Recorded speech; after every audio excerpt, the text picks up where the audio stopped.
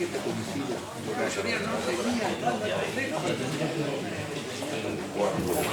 Sí, no, pero normalmente yo no voy a decir que tú... Yo pensé que había dicho... No, que tú...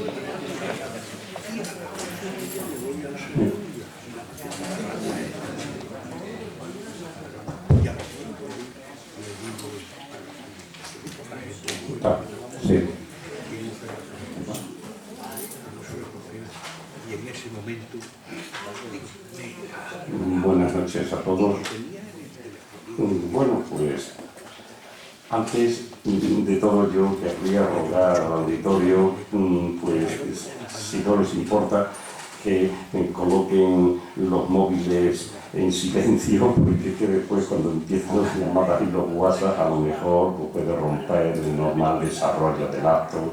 Y bueno, como ustedes saben, la Real Sociedad Económica de Amigos del País de Badajoz es una institución muy antigua, la institución más antigua que sobrevive de la región extremeña. Su legado es impresionante. No lo vamos a desgranar aquí porque no es el lugar ni la ocasión, pero recuerden ustedes que fue la fundadora de instituciones de un gran impacto, como es el caso del primer instituto de enseñanza media que tuvo Extremadura, el Monte de Piedad de Badajoz y Bercajo, no sé qué, y la Escuela Normales de Magisterio de Badajoz, por citar algo que todo el mundo conoce. Precisamente este acto en el que nos encontramos se inscribe dentro del ciclo de conferencias del bicentenario del nacimiento de esta sociedad económica. El ciclo pretende acercarnos al origen e historia de la económica y además pretende también poner en valor los objetivos que siempre han perseguido esta noble institución, que no son otros sino el progreso cultural y económico de la sociedad. Y hoy, precisamente, vamos a hablar de su historia, en concreto de uno de los socios fundadores, el obispo Mateo Delgado Moreno, y quien nos va a hablar de él va a ser, pues, un biógrafo suyo, don José Sarmiento Pérez. Don José Sarmiento Pérez no necesita ninguna presentación en el mundillo investigador sobre la historia extremeña de los siglos XVIII y XIX. Es harto conocido por su importante contribución, pero es perceptiva la presentación de todo conferenciante en esta Real Sociedad Económica y bueno, pues me ha tocado a mí presentarme. Para mí, lógicamente, será un doble placer hacerlo. Primero, porque es un buen amigo mío. Y en segundo lugar, porque se trata de un importante investigador y profesor de historia. Don José Sarmiento y Pérez nació en Lepe, en la provincia de Huelva. Es diplomado en Magisterio, en la especialidad de Ciencias Humanas por la Escuela Normal de Badajoz. También es licenciado y doctor en Geografía e Historia por la Universidad Nacional de Educación a Distancia. Actualmente desempeña su labor docente como profesor funcionario en el Instituto Campos de San Roque de Valverde de Leganés. También imparte clases en el Instituto Superior de Ciencias Religiosas Santa María de Guadalupe, aquí en Badajoz, una institución patrocinada por la Facultad de Teología de la Universidad Pontificia de Salamanca, y todos sabemos el prestigio que tiene esta universidad. Actualmente también es secretario de la prestigiosísima Revista de Estudios Extremeños. Su participación en la vida intelectual nacional y sobre todo extremeña es más que notable. Aquí tengo apuntados unos cuantos congresos de los muchos a los que él ha asistido como ponente y como comunicante. Por ejemplo, el primer Congreso Virtual de Historia Contemporánea de España, celebrado en Madrid año 2000, el Congreso Internacional Manuel Godoy, no celebrado a caballo entre Castuera, Olivenza y Badajoz en el 2001, el octavo Congreso de Estudios Extremeños, realizado en Badajoz en el 2006, el cuarto Foro Internacional sobre la Guerra de la Independencia en Extremadura, la clave de la Guerra de la Independencia, celebrado en Badajoz en el 2008, y también ha impartido numerosas conferencias, sin ir más allá, como decía el otro, aquí, para dar una, ¿no?, en este templo de la cultura regional, ¿no?, que es la económica. Su labor investigadora es larga en el tiempo, amplia en su volumen y sobre todo muy consistente. En un principio se centró fundamentalmente en distintos aspectos de la historia de la diócesis de Badajoz durante la transición del siglo XVIII al XIX. En ese tema y en ese tiempo es un autor de necesaria consulta. Después se ha dedicado al estudio de distintas comisiones que conformaron la Junta Suprema de Extremadura durante la Guerra de la Independencia. Y también, junto con esas dos líneas de investigación, pues se ha dedicado a elaborar sabrosas biografías sobre distintos personajes como José Galluzzo, el militar, o los clérigos Mateo Delgado y Gabriel Rafael Blasque. Precisamente ese libro de Gabriel Rafael Blasque, pues tuve el inmenso placer de prologarlo.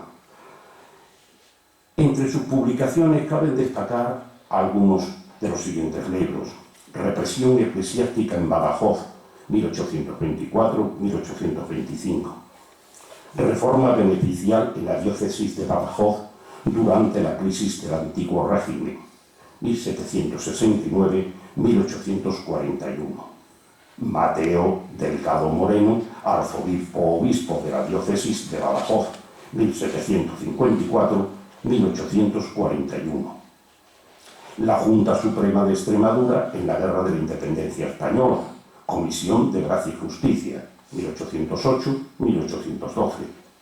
José Galluzzo y Páez, capitán general y primer presidente de la Junta Suprema de Extremadura, 1746-1817, esa es la fecha de nacimiento y muerto de José Galluzzo. Y Gabriel Rafael Blasque Prieto, canónigo y provisor de la diócesis de Badajoz, 1765 y 1845. Pero no solo ha hecho libros completos, también ha colaborado en otros libros también de una extraordinaria importancia, por lo menos para Extremadura, tales como Extremadura y la modernidad, la construcción de la España constitucional, 1808 y 1833, los primeros liberales españoles, la aportación extremeña, 1810 y de 1810 a 1854, e Historia de las diócesis de Coria, Cáceres, Plasencia y Mérida, Badajoz. Junto con esta labor publicadora, ha publicado también numerosos artículos en distintas revistas especializadas como Proserpina, Espacio, Tiempo y Forma, Hispania Nova, Revista de Estudios Extremeños, Cuaderno del Bicentenario o El Opeluriño. Después de haber dejado algunos de los aspectos más sobresalientes de su currículo, a mí me gustaría resaltar de José dos rasgos que me son especialmente queridos. Al igual que un servidor hasta que se jubiló, y como otros asistentes a este acto, es un profesor de educación secundaria.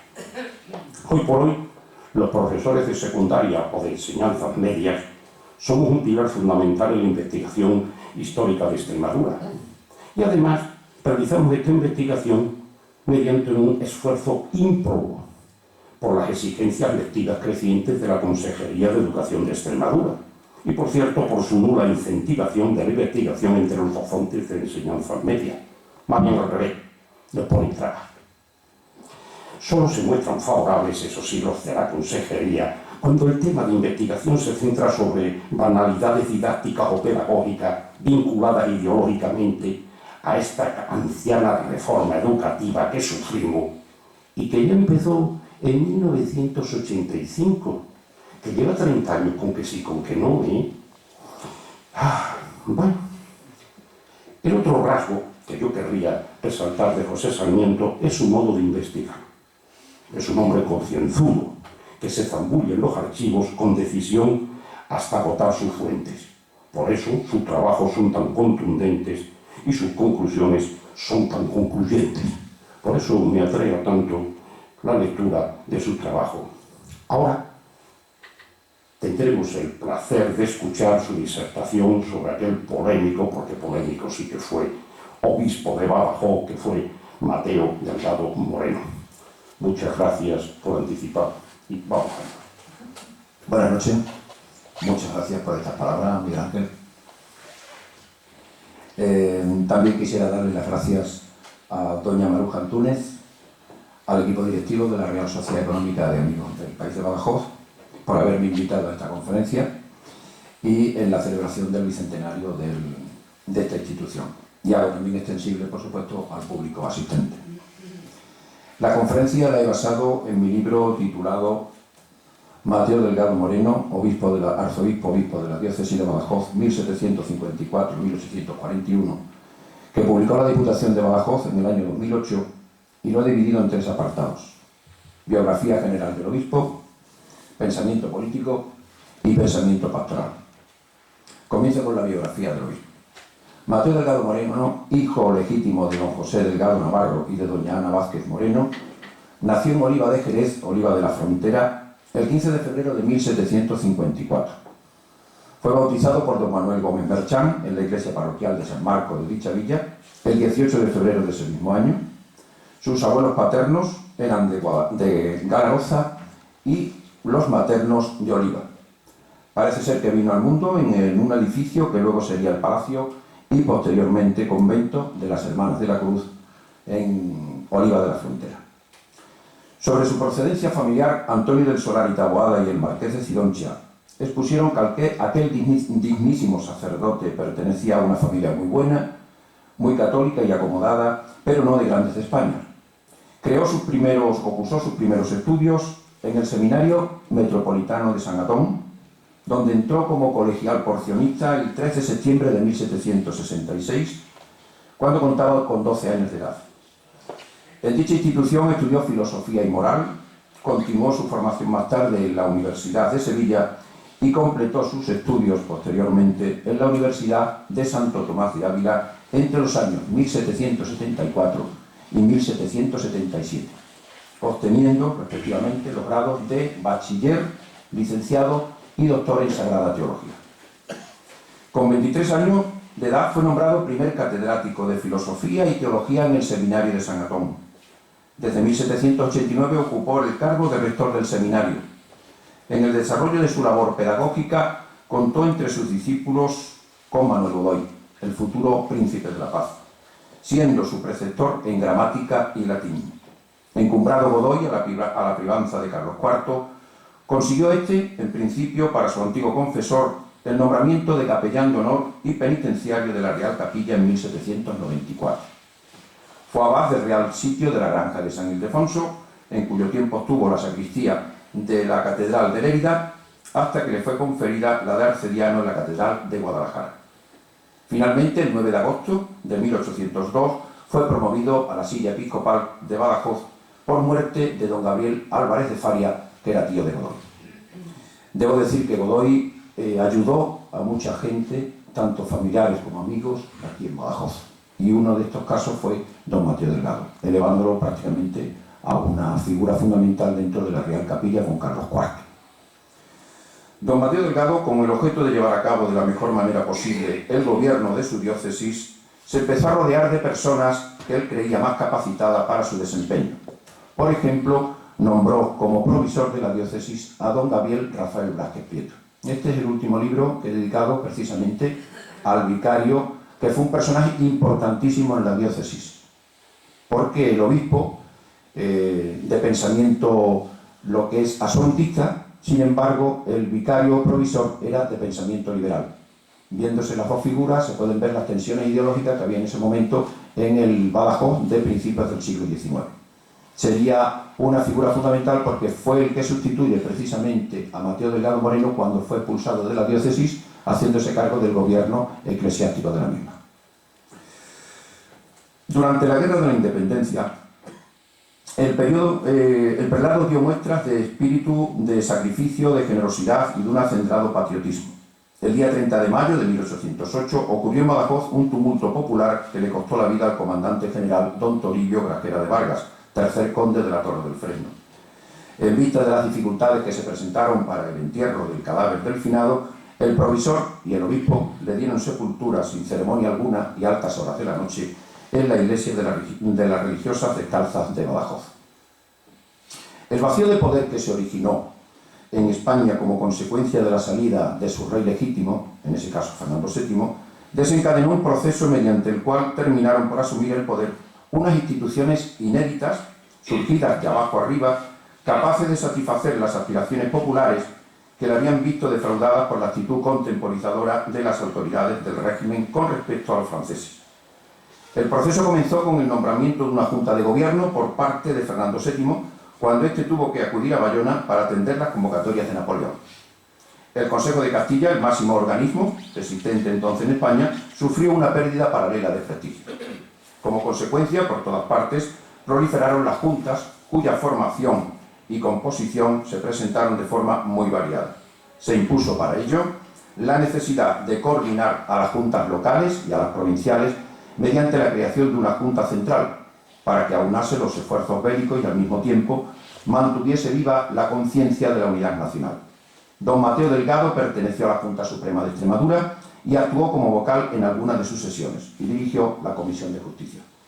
Las juntas fueron precisamente las que se van a crear en España. Se crearon unas 15 juntas en España precisamente porque no reconocían la autoridad de José I, del famoso Pepe Botella. Y entonces se hicieron cargo las juntas en las distintas regiones. En Extremadura se crea una Junta Suprema en 1808, fue el 30 de mayo de 1808, y a partir de aquí dura hasta 1812. Es decir, que en 1812, en octubre de 1812, es sustituida la Junta Suprema por la Diputación Provincial.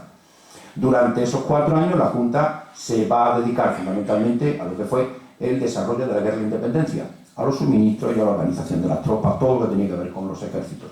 Hubo distintas comisiones. Yo he estudiado, por ejemplo, la Comisión de Justicia, ha sido la primera, y ahora estoy con la Comisión de Subsistencia, todo lo que tiene que ver con el abastecimiento al ejército. Después, todas estas juntas fueron coordinadas por una junta central, que se creó en Madrid, pero esa junta central dura hasta 1810. Sin embargo, la de Extremadura llega hasta 1812, y hay una abundante documentación en el archivo provincial sobre la Junta Suprema. Don Mateo Delgado, después de haber realizado el reconocimiento y juramento de las Cortes de Cádiz, comisionó por motivos de salud al provisor Blázquez Prieto para que se encargara de su ejecución en los distintos pueblos de la diócesis. Con la invasión francesa, don Mateo Delgado abandonó la ciudad de Badajoz en el año 1811 y no se reincorporará de nuevo a la capital de la diócesis hasta que fue reconquistada la ciudad por el ejército anglo-hispano-portugués en abril de 1812. Se marchó a la localidad de Vidigueira, en el Bajo Alentejo portugués, y al cuidado de la diócesis dejó a su provisor. Blázquez Prieto estuvo también durante un tiempo, se tuvo también que marchar, estuvo en Lisboa, volvió después otra vez a hacerse cargo de su familia aquí en Badajoz, y mientras don Mateo Delgado estaba en esta localidad portuguesa. Mientras tanto, el mariscal Soult, con objeto de obligar a los fugitivos a que se restituyesen en un plazo de un mes a sus domicilios ordinarios, ordenó el 13 de marzo de 1811 que los que no lo hicieran considerase confiscados sus bienes y sus empleos.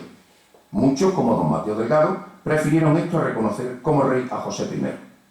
Durante la ocupación de Badajoz, quisieron los franceses lograr con ahínco que el obispo se restituyera a la sede de su diócesis. El motivo de este inusitado interés era porque le sería muy favorable a los franceses la presencia de don Mateo Delgado para inclinar definitivamente al sacerdocio de toda la diócesis para que apoyara y acatara a don José González Aceijas como vicario apostólico designado por el duque de Dalmacia. Ahí lo tienen a la derecha, sería el mariscal Soult. Nombró como vicario apostólico, como un cargo importante, el cargo más importante dentro de la diócesis, al vicario José González Aceijas. Y este señor se va a hacer cargo durante un tiempo, mientras el obispo estaba en la localidad de Vidigueira. Don José González Aceijas fue nombrado como vicario y era cura de la parroquia de Santa Ana en la ciudad de Sevilla, cuando se unió a la causa bonapartista al ser dominada por los franceses la gran parte de Andalucía y Sevilla. González Azeiza utilizó sermones para hacer propaganda afrancesada, ya como vicario apostólico, y desde la villa de Zafra envió una circular a todo el clero de su jurisdicción el 26 de agosto de 1811, en la que hacía una defensa a ultranza del ejército francés. A este nombramiento, la respuesta de don Mateo Delgado fue tajante en defensa de sus derechos sobre la diócesis. Por supuesto, no acató nunca la figura de José González Azeiza. José González Azeiza sería uno de los famosos afrancesados en aquel momento, aquí en la diócesis. En otro orden de cosas, debo decir igualmente que a partir de las Cortes de Cádiz, el tema del restablecimiento de la Inquisición fue algo obsesivo en don Mateo Delgado. Ya el 12 de julio de 1812 había declarado que dicho tribunal era el coco que asustaba a los escritores impíos, quienes pedían su extinción. La Inquisición, como saben, es un proceso largo desde el siglo XV hasta el siglo XIX, y en concreto hasta 1830, y tenemos las Cortes de Cádiz, derogan lo que es la Inquisición española, pero sin embargo hubo quienes mantenían todavía el tacto de la Inquisición, creándose en algunos casos tribunales de la fe, como fue por ejemplo en Valencia. Y Mateo Delgado pues, fue un defensor intransigente de lo que era la Inquisición española. Terminada la Guerra de la Independencia y firmado el Tratado de Valensay, se instauró de nuevo el absolutismo en España con el rey Fernando VII, quien recibía un país desolado por los desastres de la guerra. Frente a él, que se había empeñado en gobernar con un sistema absoluto y personalista, serían los terribles problemas de una posguerra con que, además de los desastres causados por el conflicto internacional, se unían las tensiones ideológicas y sociales de una controversia política mal resuelta. Ahí tienen, por ejemplo, he sacado unos cuadritos sobre los desastres de la guerra de Francisco de Goya, para que vean un poquito. Y ahí tenemos la figura de Fernando VII, el rey fundamental dentro de este reinado, dentro de la biografía de Mateo Delgado. La Iglesia había padecido también profundas heridas en sus bienes, instituciones y cuerpos clericales. Por este motivo, el nuevo gobierno de Fernando VII expidió la Real Orden del 4 de junio de 1814, enviada a don Mateo Delgado, con el fin de que elaborase una lista de documentos y obras de arte que los franceses se hubieran llevado de la catedral e iglesias de la diócesis de Badajoz. A continuación, el prelado expidió las órdenes oportunas. Como consecuencia de estas órdenes, he descubierto en el archivo del Arzobispado de Mérida-Badajoz una serie de cuadros que se llevaron de aquí de Badajoz. Eran 9 tablas y 3 lienzos que se llevaron los franceses, precisamente el mariscal Soult, que es el que se los llevó. Este señor, por cuando se descubre en su casa donde vivía, el palacio donde vivía, tenía obras de arte de toda Europa recopiladas. Había de todos los robos que había hecho, y precisamente de aquí se llevó 9 cuadros que serían de lo mejorcito que tendría la catedral, porque por lo que se ve, entendía de arte. Seguimos. En este periodo también hay que destacar desde el punto de vista cultural la vinculación que tuvo don Mateo Delgado con la creación en Badajoz de la Real Sociedad Económica de Amigos del País. Las sociedades económicas de Amigos del País fueron una de las instituciones más originales y representativas del movimiento ilustrado de la segunda mitad del siglo XVIII. Estas fueron unas agrupaciones de ilustrados de buena voluntad y un instrumento de fomento al servicio del reformismo oficial. Su actuación fue encomiable y contribuyó a despertar la conciencia crítica sobre los males de la nación y a difundir la ilusión de que la supresión del atraso era posible. A través del entusiasmo del obispo don Mateo Delgado y del mariscal de campo don Gregorio Laguna, la ciudad de Badajoz pudo contar por Real Decreto de 5 de febrero de 1815 con un lugar de encuentro donde se canalizara no solo la cultura, sino también la inquietud de todos aquellos que querían cambiar la imagen de atraso de la ciudad. Para cumplir la Real Disposición, el prelado convocó a las más distinguidas celebridades y corporaciones municipales con el objeto de organizar los primeros trabajos y reunir a aquellos que pudieran colaborar a través de la sociedad. Hay constancia escrita en un acta del Cabildo Catedralicio, fechada el viernes 17 de mayo de 1816, de un oficio del obispo invitando a dicha corporación a la formación de esta institución. Posteriormente, el 6 de junio de 1816, se celebró la Junta Fundacional, quedando constituida dicha sociedad a instancia de don Mateo Delgado en una reunión celebrada en el Palacio Episcopal. Se inscribieron 13 personas. En dicha lista predominaba fundamentalmente individuos del estamento eclesiástico y militar. Con respecto al primero hay que mencionar a don Mateo Delgado, el primer presidente de la Real Sociedad Económica de Amigos del País desde 1816 a 1833, a don Francisco Romero de Castilla, que era el deán de la Catedral de Badajoz, al doctor don Juan María Caldera, maestrescuela también de la catedral, al doctor don Fernando Bernaldez, canónigo magistral, a don Antonio Chaparro Adame, canónigo penitenciario, el doctor don Serafín Valenzuela, de la Orden de Santiago y director de la Real Casa Hospicio de Badajoz, don Manuel de la Rocha, racionero, y don Manuel de Silva y Ayala. La Sociedad Económica de Badajoz respondía al modelo de sociedad provincial. Fue la institución más dinámica y destacada que existía, motivo por el cual adoptó en sus inicios el nombre de Real Sociedad Económica de Amigos del País de Extremadura. Fue una institución básica en el panorama cultural, intelectual, científico y en general de todas las facetas de pensamiento y la acción, incluida la política del Badajoz del siglo XIX. Fundada en 1816, con la finalidad de fomentar la economía, las ciencias y las artes, cumplió sobradamente todos sus objetivos. Desde su creación se alojó en el convento de Santa Catalina, cuyas enormes instalaciones las compartió con otras instituciones públicas y privadas, entre ellas la Diputación Provincial, a la que cedió parte de sus locales cuando fue creada. Cuando comenzó el denominado trienio liberal de 1820 a 1823, ahí tienen la figura de Rafael de Riego, con el pronunciamiento precisamente cómo se inicia ese periodo que dura esos años, y ahí tienen también el ajusticiamiento de Rafael de Riego. Sería la figura fundamental de este periodo.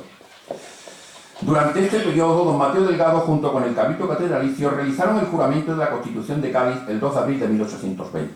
Ya había realizado anteriormente la de 1812 y vuelve también a hacer el juramento en 1820. El 9 de julio de ese mismo año, con motivo de haber jurado la Constitución, Fernando VII se celebraron extraordinarios festejos en la capital pacense.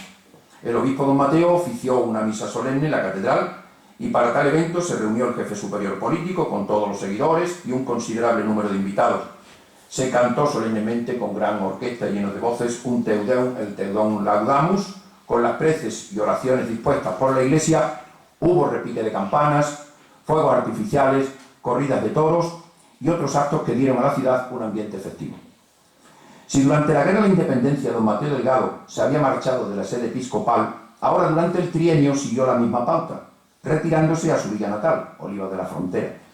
Por este motivo se le envió una real orden desde Sevilla en la que se le ordenaba la urgente necesidad de restituirse de nuevo a Badajoz con la mayor brevedad posible y sin excusa alguna. Sobre este particular el obispo contestó, leo textualmente, que mi ausencia de la capital no ha sido voluntaria, sino necesaria a causa de mi ancianidad y achaques que padezco, de la falta de medios, así para mi subsistencia y la de mis familiares, como para el socorro o auxilio de tantos pobres que acudían continuamente y a evitar los insultos y atropellamientos de los díscolos y perturbadores reunidos, por desgracias, en aquella ciudad, sin que se haya logrado contenerlos. Este aspecto que he comentado nos adentra en un tema importante del trienio liberal. Me refiero a la represión eclesiástica que se produjo en las distintas diócesis españolas durante ese periodo.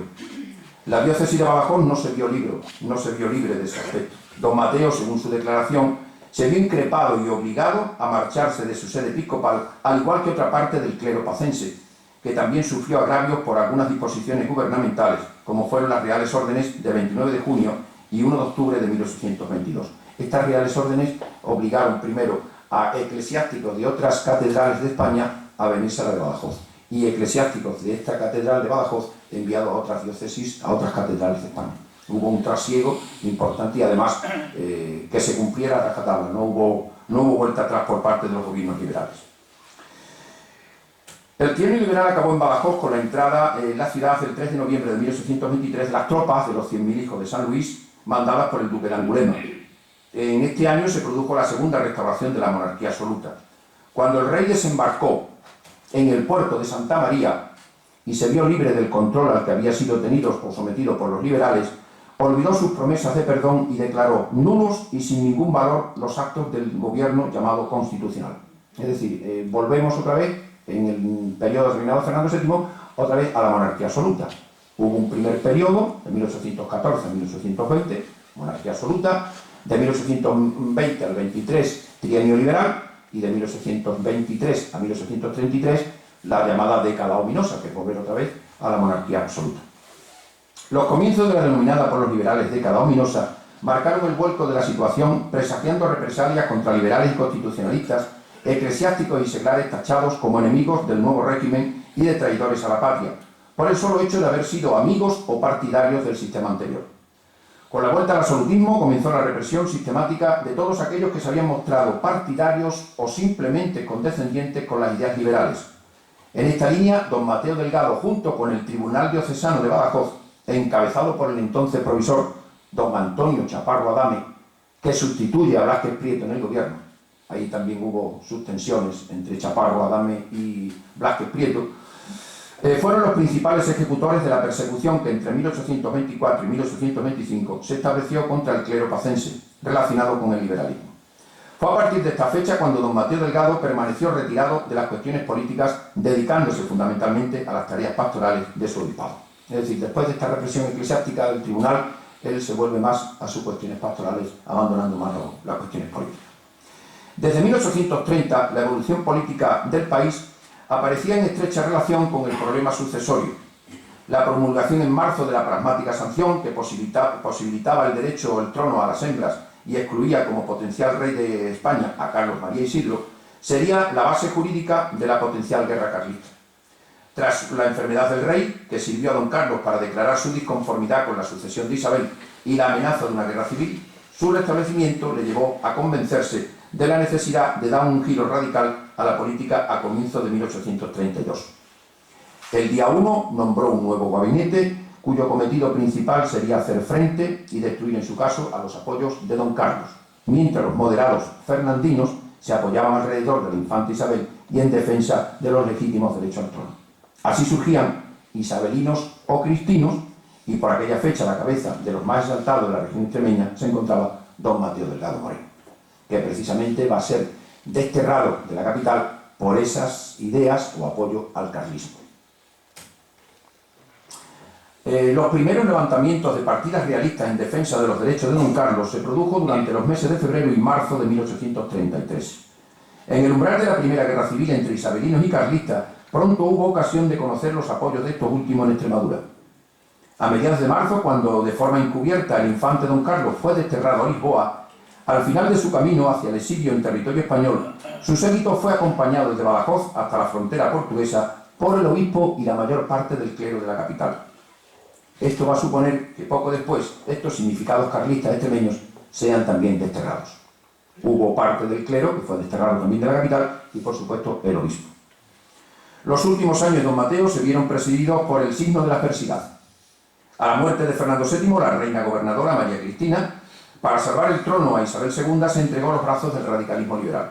El obispo vio el lado peligroso que para la Iglesia se derivaba de esta política y no pudo disimular su simpatía hacia la causa carlista. Acordaros que era un defensor intransigente de la monarquía absoluta y además también del carlismo. La amenaza de destierro hacia el obispo se cumplió cuando fue acusado de traición por haber acompañado a don Carlos hasta la frontera de Calla para despedirle.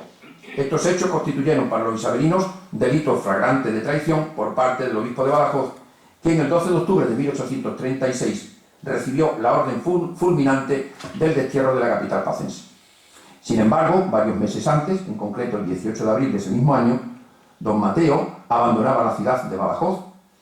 Esta resolución se la comunicó al Cabildo Catedral el mismo día de su partida y antes de marcharse nombró como gobernador eclesiástico otra vez a Blázquez Prieto, el famoso vicario que había sido también, Blázquez Prieto, recuerdo también que fue procesado desde 1824 a 1833 por su ideología liberal. Y después, cuando cambia las cuestiones políticas, vuelve a ser otra vez nombrado como gobernador eclesiástico en sustitución del obispo. A raíz del destierro del arzobispo-obispo circularon diversos escritos criticando su labor pastoral y de gobierno. Concretamente, en uno de ellos, firmado por los señores Blázquez Prieto y Valle Herrero, se censuraba en nombre de la Real Sociedad Económica de Amigos del País la orientación dada al seminario de San Gatón por el obispo don Mateo Delgado, a quien acusaron de haber frustrado las ideas del ilustrísimo señor Solís en los 32 años de pontificado.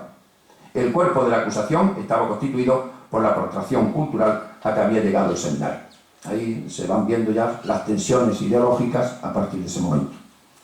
Privado del gobierno de la diócesis y desterrado de su capital, don Mateo Delgado fue para todos sus diocesanos un testimonio vivo de mansedumbre y resignación. La tribulación de su destierro la sufrió con una conformidad y paciencia admirables. En los escritos que de estos años se han conservado no se adivina ni una sola queja. Al principio fijó su residencia en Valverde de Leganés y más tarde se trasladó a Torre de Miguel Sesmero, donde llegó el fin de sus días el 16 de febrero de 1841. La notificación de su fallecimiento, producida a las 2:30 de la tarde, la recibió el Cabildo Catedralicio al día siguiente. El perdón para el prelado por parte del gobierno liberal nunca le llegó. Ni su venerable ancianidad, ni la actitud con que había soportado las privaciones del destierro pesaron bastante en su favor para merecer la clemencia del gobierno. En el año 1840, el Cabildo Catedral volvió a elevar un escrito a la reina gobernadora María Cristina solicitando un indulto para el anciano prelado. Un silencio total fue la respuesta de la gestión al Cabildo.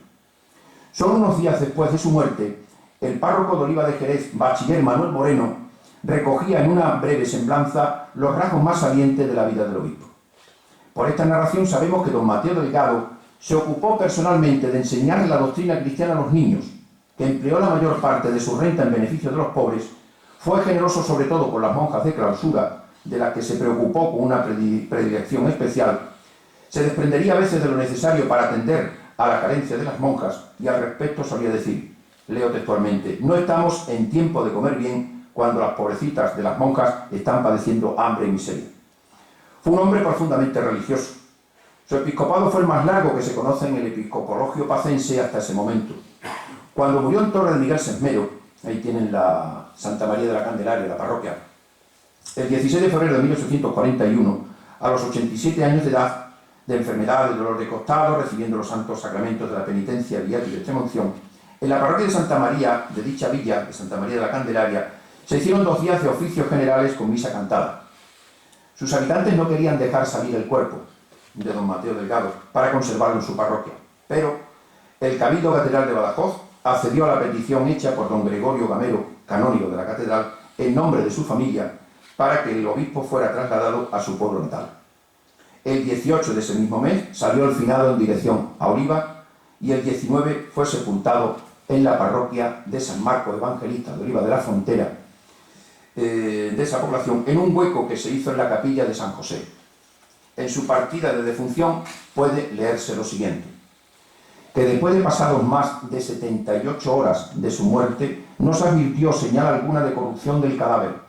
Su cabeza, brazos, manos y dedos estaban tan flexibles como los miembros de su cuerpo vivo. Los habitantes de esta villa Oliva le recibieron con mucho júbilo, por haber sido espectadores de virtudes muchas veces. El olor de sus vestimentas hizo que muchísimas personas, y con especialidad el sexo devoto, acudiesen a tocar su cuerpo rosarios y medallas, para tener alguna reliquia del ilustrísimo difunto, de quien decían que era un santo.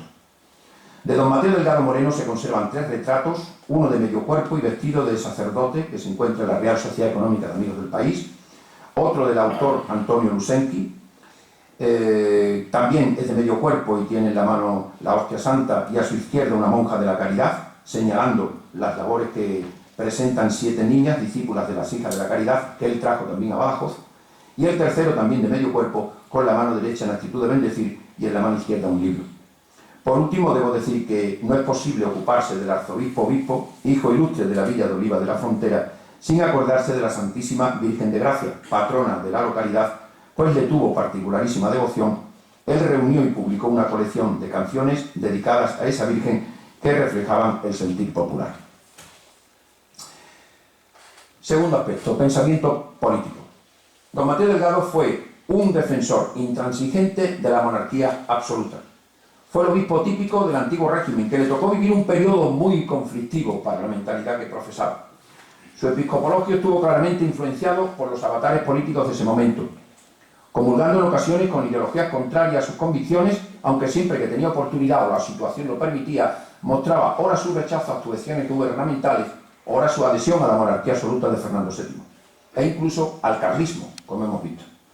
Este momento histórico desde el punto de vista político tradujo el enfrentamiento entre una sociedad que pretendía poner en marcha la revolución social y burguesa, centralista, impulsora de un Estado fuerte y defensora de la libre iniciativa y laica, frente a un mundo agrario anclado en tradiciones diferentes, foralista, descentralizadora, proteccionista y profundamente religiosa. Es decir, el enfrentamiento entre esas 2 tendencias dentro de los primeros años del siglo XIX. Estos aspectos nos muestran algunas características inherentes en don Mateo Delgado. Rechazaba todo lo relacionado con la ideología liberal. A los constitucionalistas los consideraba causantes de todos los males que acontecían en aquellos años y, por tanto, había que perseguirlo severamente por medio de una institución anquilosada ya en el siglo XIX, la Inquisición, sobre la que el prelado pidió reiteradamente su instauración. Lo hemos dicho, que él quería otra vez la restitución del Tribunal de la Inquisición. Por último, el pensamiento pastoral. Don Mateo Delgado se nos presentó más como un pastor que como un político. Corroboraban esta afirmación una serie de aspectos llevados a cabo durante su pontificado.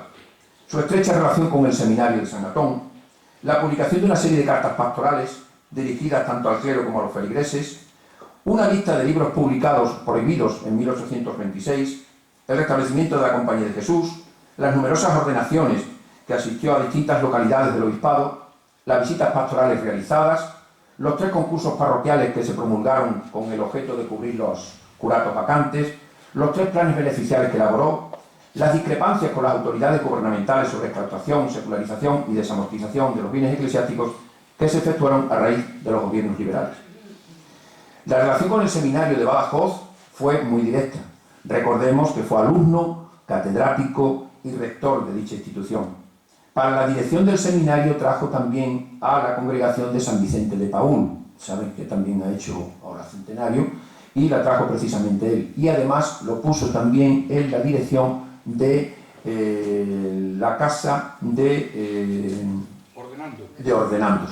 Muchas gracias. La casa de ordenandos, que se crea en 1805, precisamente también con don Mateo Delgado, y ahí se llevaría también a cabo con la congregación de San Vicente de Paúl. En cuanto a las cartas pastorales, debo decir que eran escritos dirigidos por el obispo al clero y feligreses de sus diócesis respectivas, generalmente al comienzo de la Cuaresma, de contenido doctrinal, moral o pastoral y de disciplina. En los distintos archivos que he consultado con el objeto de realizar la biografía de este obispo, he localizado varias pastorales, cuyas publicaciones se efectuaron entre los años 1810 y 1833. Sus contenidos estaban íntimamente relacionados con las cuestiones políticas del momento y las cuestiones religiosas también de ese momento. Por otro lado, teniendo en cuenta el edicto de 26 de enero del 24, don Mateo publicó también una lista de libros prohibidos en 1826 que se divulgaban en el obispado, con el objeto de que los fieles se abstuvieran de su lectura, ya que los consideraba perniciosos. Junto a esta línea puso una serie de reflexiones sobre el particular, afirmando que no debería imprimirse en España ningún libro que tratase de cosas sagradas sin licencia del obispo. No se debería proceder a la edición de libros proscritos por la censura, ni permitir su divulgación, sin contar antes con la aprobación del Sínodo Nacional, Provincial o por la Santa Sede. Las 102 obras prohibidas por el obispo iban desde la literatura filosófica y enciclopédica, antirreligiosa y anticlerical o simplemente satírica, pasando por teología, moral, escritura, historia de la Iglesia, derecho canónico, hasta historia general, memorias, viajes, geografía, etc. Eran en total 102 obras las que se prohibieron en el obispado. También se han implicado en el restablecimiento de la Compañía de Jesús. Recordemos al respecto que los jesuitas fueron expulsados de nuestro país en el año 1767.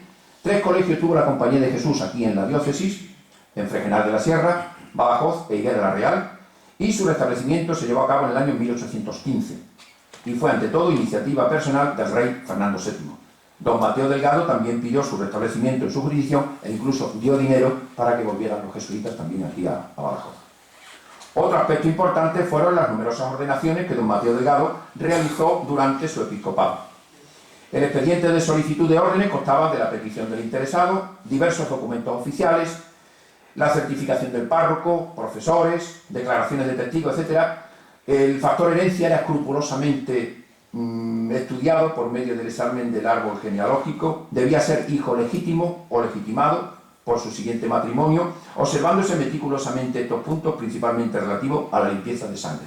Eso era fundamental, la limpieza de sangre. La limpieza de sangre aquí en el Cabildo Catedralicio fue de los primeros que se establecieron aquí, en concreto aquí en el Cabildo Catedral de Badajoz.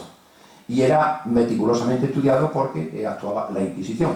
Cualquier persona que tuviera cualquier proceso, que estuviera vinculado en algún momento, pues no podía acceder en lo que era el estamento eclesiástico.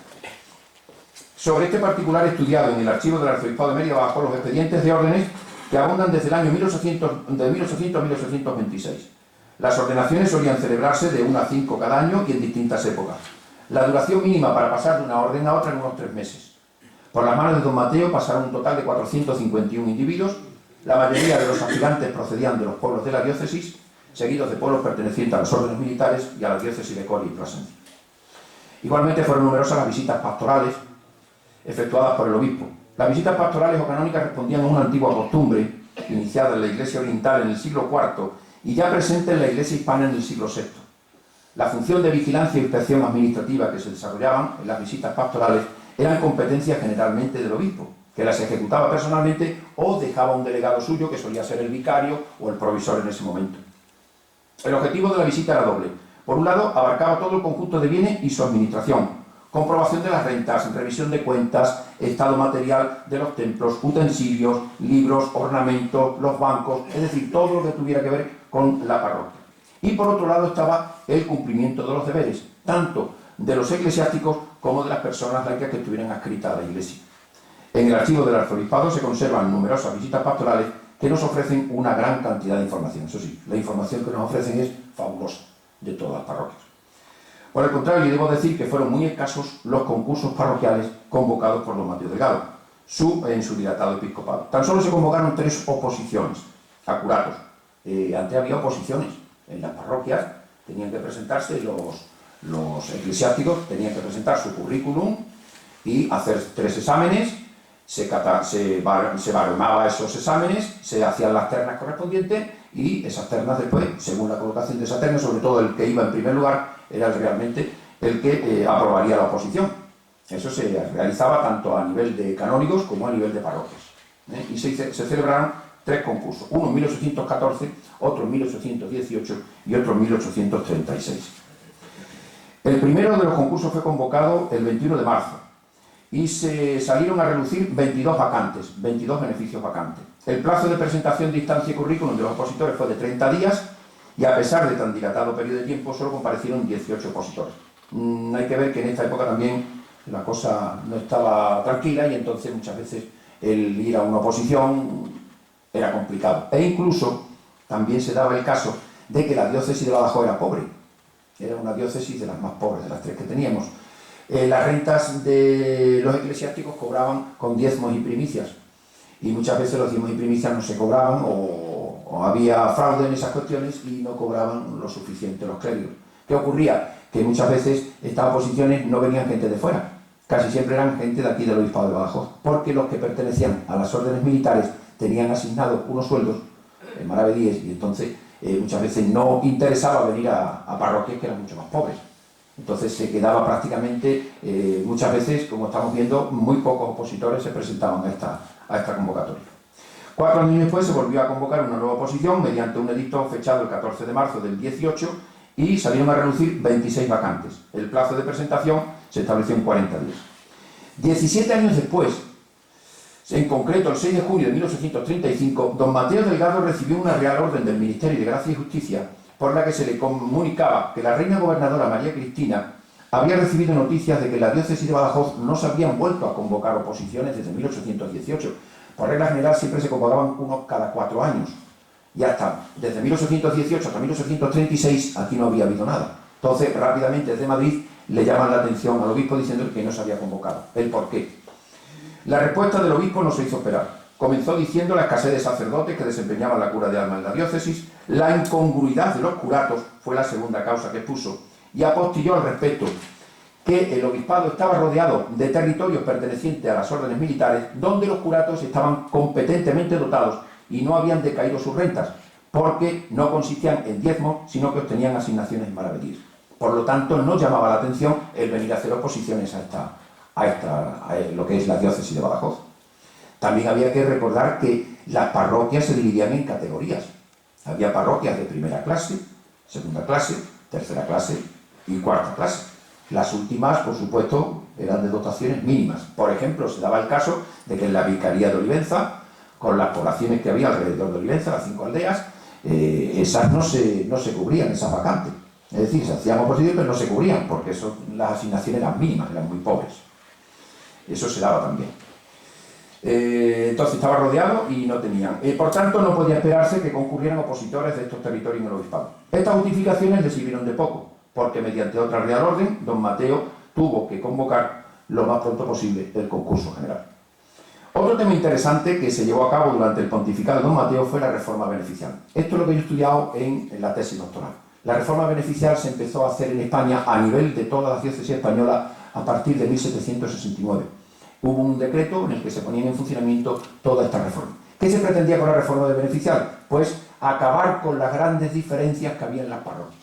Había parroquias muy ricas, diócesis muy ricas, el caso de Toledo, y otras diócesis muy pobres y parroquias muy pobres. Entonces, hay un intento por parte de la reforma en tiempo de Carlos III de poner en funcionamiento esto que se llamó la reforma beneficial o arreglos parroquiales. En Badajoz empieza con el obispo Solís, pero prácticamente todo lo que plantea este obispo le va a servir de muy poco, porque el fiscal Campomanes le manda otra vez todo para atrás y se queda prácticamente la reforma como estaba en el finales del siglo XVIII. Sigue todo el principio del siglo XIX, llega la guerra de la independencia.